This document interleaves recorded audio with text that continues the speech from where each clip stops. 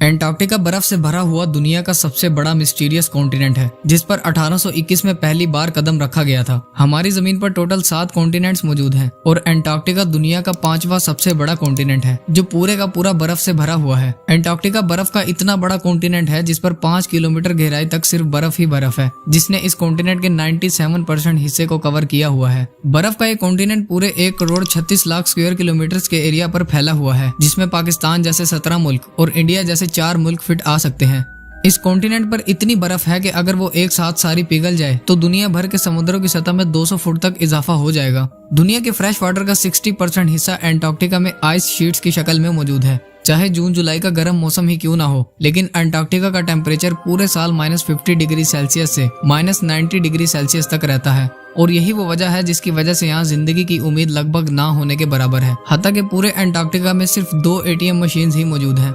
यहाँ गर्मियों के 6 महीने मुसलसल दिन रहता है और सर्दियों के 6 महीने मुसलसल रात। ना ही एंटार्क्टिका में कोई टाइम जोन फॉलो होता है और ना ही इस कॉन्टिनेंट पर किसी कंट्री का कब्जा है। 6 महीनों तक सूरज के तलू और गरूब होने के बगैर यहाँ टाइम का अंदाजा लगा पाना बहुत मुश्किल होता है। यही वजह है कि एंटार्क्टिका में कोई भी टाइम जोन फॉलो नहीं किया जाता।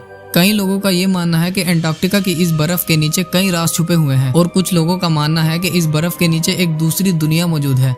बाज लोगों का ये ख्याल है कि इस बर्फ की तह के नीचे एलियंस की स्पेसशिप्स फ्रोजन हालत में मौजूद हैं, और कुछ लोगों का ये मानना है कि यहाँ हिटलर की खुफिया मिलिट्री बेस मौजूद है। 11,000 साल पहले एक ऐसा नेचुरल डिजास्टर आया था जिसका निशाना एक ऐसा शहर था जहाँ के लोग खुद को खुदा समझते थे, और वो शहर और कोई नहीं बल्कि अटलांटिस था। कहा जाता है कि अटलांटिस का गुमशुदा शहर भी एंटार्क्टिका पर मौजूद बर्फ के पहाड़ों के नीचे ही कहीं खोया हुआ है। साफ लफ्जों में कहें तो बर्फ के इस कॉन्टिनेंट में ऐसे ऐसे राज दफन हैं जिसके बारे में कोई सोच भी नहीं सकता।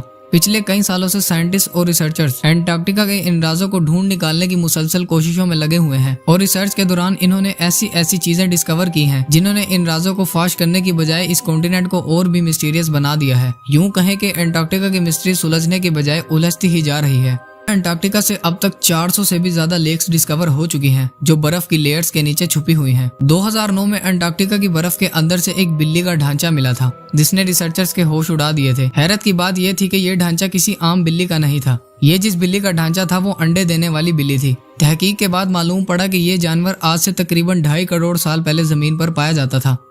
1911 में अंटार्कटिका से सबसे पहला मीटियोराइट मिला था, और तब से लेकर अब तक इस कॉन्टिनेंट से तकरीबन 45,000 से भी ज्यादा मीटियोराइट्स मिल चुके हैं। मीटियोराइट सख्त पत्थर के ऐसे टुकड़े होते हैं जिनका ताल्लुक हमारी जमीन से नहीं होता, बल्कि वो किसी और प्लेनेट से टूट कर आए होते हैं। रिसर्चर्स के मुताबिक इन मीटियोराइट्स में से कई तकरीबन 7 लाख साल से भी ज्यादा पुराने हैं। 2015 में अंटार्कटिका से एक छोटा मीटियोराइट डिस्कवर किया गया था। रिसर्च के बाद मालूम पड़ा कि ये मीटियोराइट कहीं और से नहीं बल्कि मार्स से टूटकर आया था, क्योंकि इसमें ऐसे बैक्टीरिया मौजूद थे जो मार्स पर पाए जाते हैं।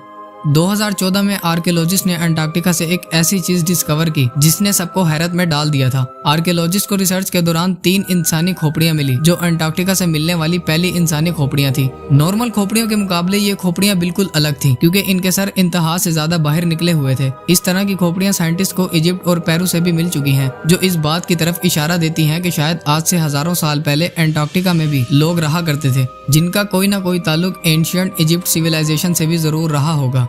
1911 में टेलर नामी एक साइंटिस्ट ने अंटार्कटिका में एक ऐसा वाटरफॉल डिस्कवर किया था जहां पानी की जगह ब्लड फॉल होता है, और इस मकाम को टेलर ग्लेशियर कहा जाता है। कई सालों तक यही माना जाता रहा था कि इस ग्लेशियर के अंदर से खून बहता है, लेकिन रिसर्च के बाद ये मालूम हुआ कि इस ग्लेशियर के नीचे एक बहुत बड़ा पानी का डैम मौजूद है, और इस पानी में समुद्र के पानी से भी 3 गुना ज्यादा सॉल्ट मौजूद है, और इसके साथ ही इस पानी में पहाड़ों से निकलने वाला आयरन भी मौजूद है। और जब ये पानी ग्लेशियर से बाहर निकलता है तो पानी में मौजूद आयरन हवा में मौजूद ऑक्सीजन से मिलकर आयरन ऑक्साइड बनाता है, और यूं पानी रेड कलर में बदल जाता है। इसी पानी में 17 टाइप के बैक्टीरिया भी डिस्कवर हुए थे, और हैरत की बात तो ये थी कि इन बैक्टीरिया को जिंदा रहने के लिए ऑक्सीजन और सनलाइट की भी जरूरत नहीं पड़ती। साइंटिस्ट और रिसर्चर का ये मानना है कि ये बैक्टीरिया उन प्लैनेट्स पर मौजूद होते हैं जहां ऑक्सीजन और सनलाइट नहीं होती, लेकिन ये बैक्टीरिया हमारी जमीन पर कहां से आए, ये राज भी अंटार्कटिका की मिस्ट्री को मजीद उलझा रहा है। साइंटिस्ट को करीब 1.5 करोड़ स्क्वायर किलोमीटर पर फैले बर्फ के इस कॉन्टिनेंट से कुछ ऐसे सबूत भी मिल चुके हैं जो इस बात की गवाही देते हैं कि आज से लाखों साल पहले अंटार्कटिका पर भी लाइफ लाइफ एग्जिस्ट करती थी और ये जगह भी रहने के काबिल हुआ करती थी। 1980 में रिसर्चर्स को एंटार्क्टिका से डायनासोर्स के ढांचे मिले थे